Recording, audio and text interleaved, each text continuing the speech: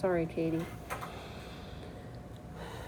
All right, I don't know if the color coding is going to help, but I'm gonna try to do a little bit of that, just in some instances, to try to kind of distinguish, okay, here's how I'm rewriting this, here's how I'm rewriting this, just to see if that does help a little bit.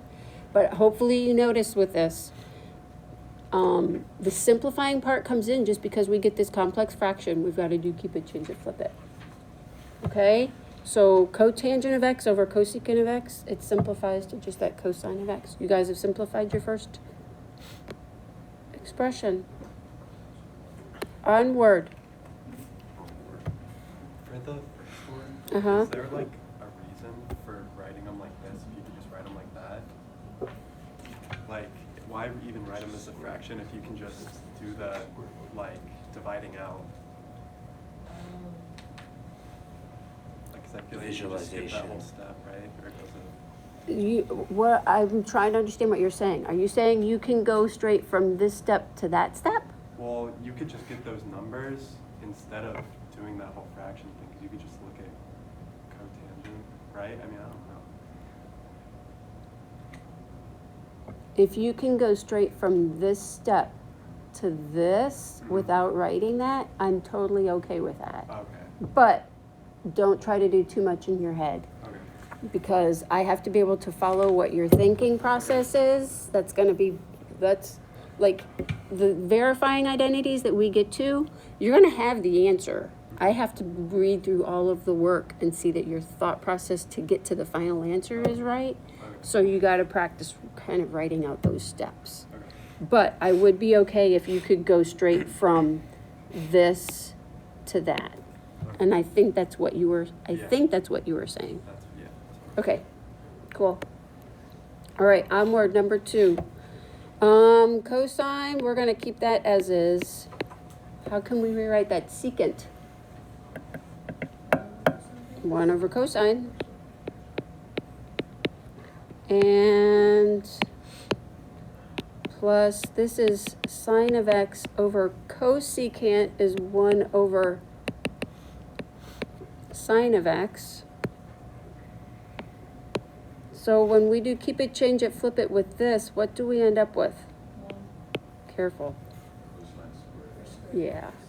We get cosine squared x. So eventually we get 1, but not yet. So we get cosine squared x plus, if we do keep it, change it, flip it with this, we get sine squared x. And now that is Christian's identity, so we do get 1. So all of this mess to begin with, it looked kind of messy to begin with, but that just simplifies to give us 1. Is that like always consistent if the reciprocal's on the bottom? Will you always just square the top? Like if it was tan over cosine, it would be tan squared. Yes, that is correct. Yes. Next one's saying multiply. Yeah, cosine times cosecant. Oh, it's a times. Oh. Yeah, so that means times. Cosine of x times the cosecant of x. If they're just next to each other, that means they're getting multiplied. So we get the cosine of x times 1 over sine of x. If it's helpful, put that cosine over 1 maybe? Does that fully simplify? Nope, because we've got fractions and we can't have fractions. Not true. So we've got to put this all together. So cosine of x over sine of x, what's that equal to? Cotangent. There you go. Yes. Okay. Questions, guys? You got to kind of slow me down if I'm going too quickly. All right, we're going to start looking at some of the kind of a few of the little tricks and kind of the common things that you're going to see here. So this is one that we'll kind of notice that. All right, we get that the sine of x, I'm going to put that over 1 for right now, just because I want you to notice what happens here. We get cosine of x times, we want to rewrite that cotangent of x. So we know that's cosine over sine. So if you notice, we've got a, Does that just all cancel out? we gotta multiply that together. What does that give us? Cosine squared x over sine. Yep, we get cosine squared x over sine x. And then here, we still just have this sine of x over 1. Multiply by sine. Why? You're right. Common denominator. Okay, we've got fractions that we're trying to add, so we need common denominator. So the common denominator would be sine. So that means we've got to multiply this fraction by sine of x over the sine of x. And then that gives us sine squared x over the sine of x plus cosine squared x over the sine of x. You still have a fraction. If you can go straight Oh, to this wait. next step of writing, Cosecant, I mean, not cosine. No, cosecant. there you go. Okay, we're combining this together because we have our common denominator now. So we're putting that together, and we know that sine squared x plus cosine squared x is equal to 1. So this is equivalent to 1 over the sine of x, which is, as Solomon just said, cosecant of x. Nice. This one's a little bit more involved just because you're having to find that common denominator and combine stuff together. Okay. I want to jump down. I want to look at this one next, and then we'll go back and look at 5. Yeah. Oh, 6. Okay, so first thing to notice, what's sine x times cosecant of x equal to? Oh.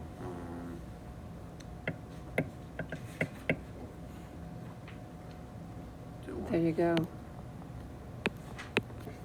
Those are reciprocals of each other, right? So if you multiply those together, you're just gonna get 1 there. Is it tan squared x?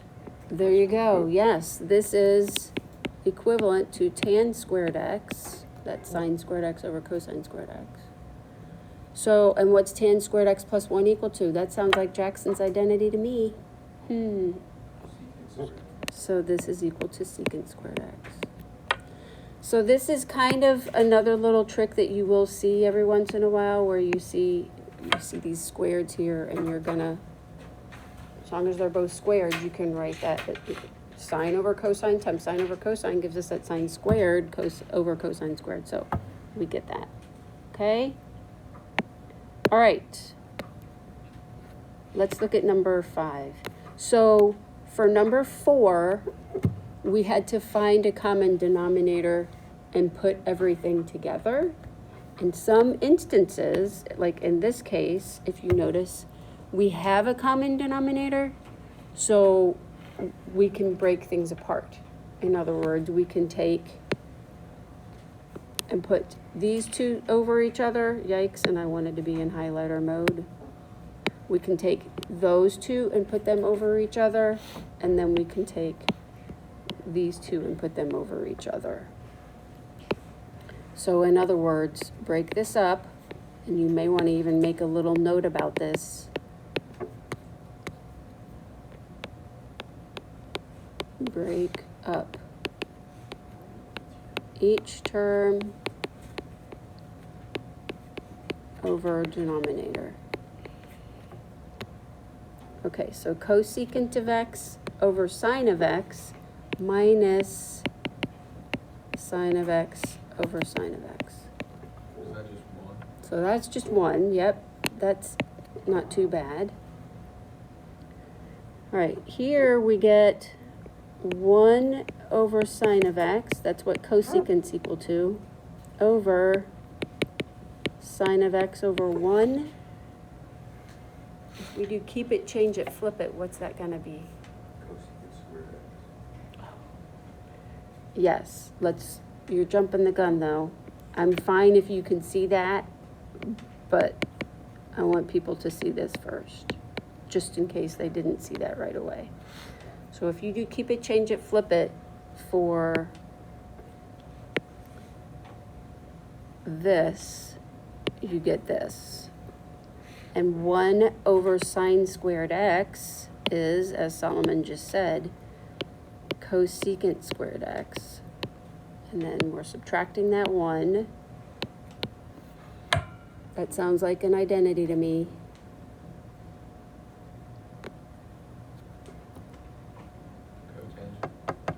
Cotangent. Cotangent squared of x. You got it. Okay. Questions, guys? Okay, 2 more.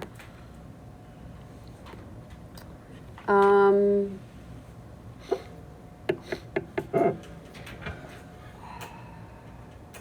of got this. I don't know how I want to do that one. Oh, I don't have 2 different ones written down. I should. All right. Okay. Thoughts about what to do for number 7? I'm seeing kind of a few different ways that we could work through this, so that's why I was wanting to look at my notes and see what I had written there. Did you change the 1 over cotangent to tangent of theta? Okay. So cotangent theta plus tangent of theta. Now what? That's a great question. When in doubt, if you don't have anything else to do, rewrite in terms of sines and cosines. So Peyton, cotangent theta gives us what in terms of sines and cosines? Wait, can you say that again? This cotangent, if we rewrite that with sines and cosines, what's that going to be? Cosine.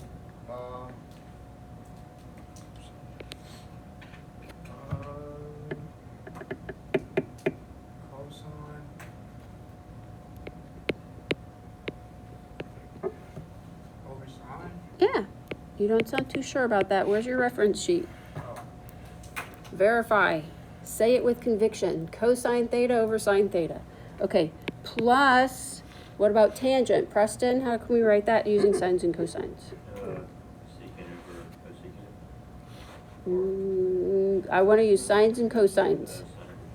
There we go. Sine theta over cosine theta. All right, so we've got fractions that we are trying to add. The issue is that we do not have common denominator. So in this case, we've got to multiply both fractions times something to get that common denominator.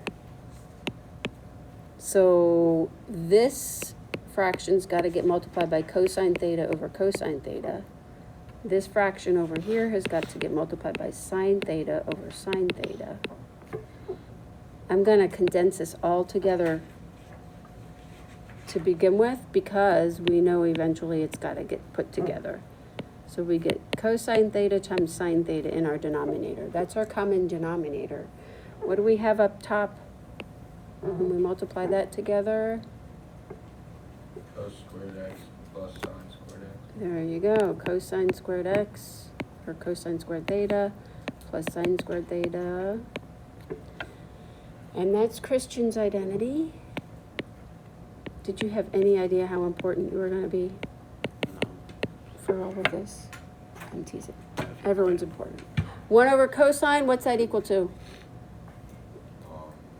Secant. So this is equivalent to secant theta times 1 over sine theta is equal to? I put that there just because I want you to think about and realize if we have a 1 in there in the numerator, obviously we can put that as a times 1. That way you're looking at this and seeing, okay, I have 1 over cosine, that gives me my secant, and I also have 1 over sine, that gives me my cosecant.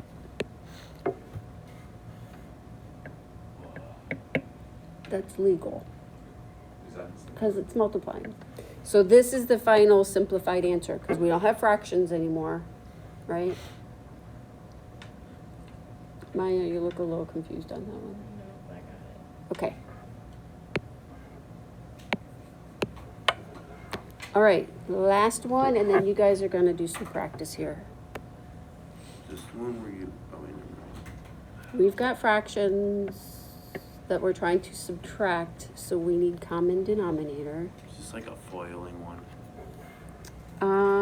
Kind of, No. yep. Yeah. But you don't have to foil completely. And you'll see why in just a second. So sine theta plus 1 over sine theta plus 1.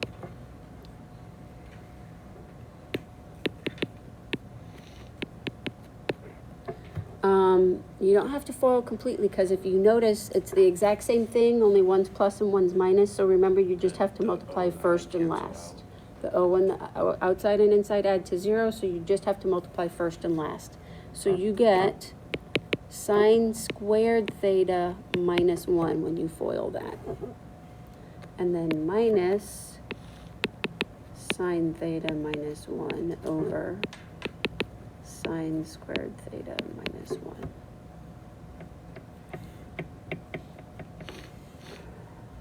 All right, we're gonna do a couple more steps here just to make sure you're following all of this. Okay, so when we combine this all together, we're gonna end up with a minus sine theta plus 1. That plus 1's important because notice it was a minus a negative.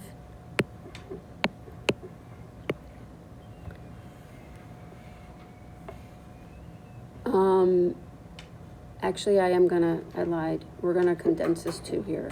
I wanna rewrite this.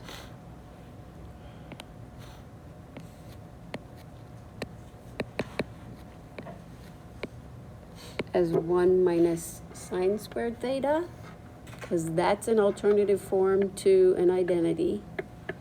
But do you see I had to factor out a negative 1 there? So take a look at that. If I have sine squared theta minus 1, if I factor out a 1 there, so I kind of switched the order and the signs. Why not?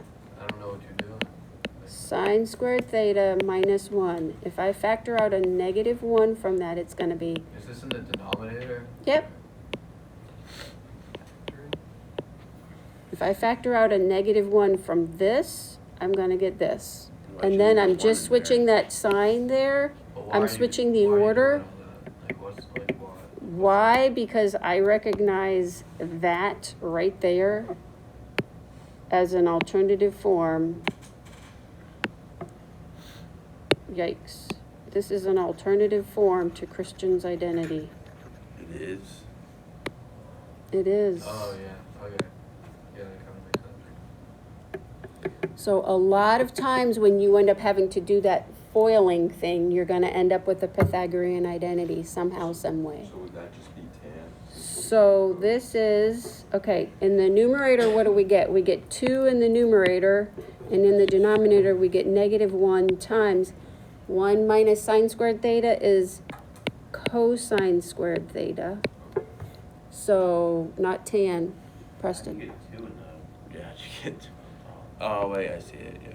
They can, okay. Sin X Okay, plus- this is going to add to 0, and so we're just got this here. Oh. Wait, why is there an addition sign? Instead The plus is because of the minus the negative. So there's a lot going on in this problem, isn't there? Yeah, too much. Better not be on quiz. I'm gonna fail. I'm going to give you 5, Alec, just like this. Bet. I shouldn't joke like that, but, all right, so ultimately, remember we can't have fractions. Think of this as 1 over cosine squared. So we have a negative 2, and then the 1 over cosine squared would become secant squared theta. Bro. What? So you moved the 1 up? Yep. So it was negative 2 over cosine squared. Where'd you get secant? What's opposite way. 1 over cosine squared theta? But there Secant isn't squared. a 1, there's a 2 there. Okay. But if you have something over a cosine squared in the denominator, you can think of it as, if you need to, think of it as 1 over that cosine squared. So That's it going to would be give you 1 secant times- squared. 2 times negative 1? Or Say that is again? it 2 times negative 1 on top? Or You could think of it that way, but, I mean, technically, the negative one was in the denominator to begin with, but overall, It's gonna be it negative overall, two. has an overall value of negative. So I know, there's a lot going on in this problem, isn't there? We take like a break now, like too much stuff. All right, so let me explain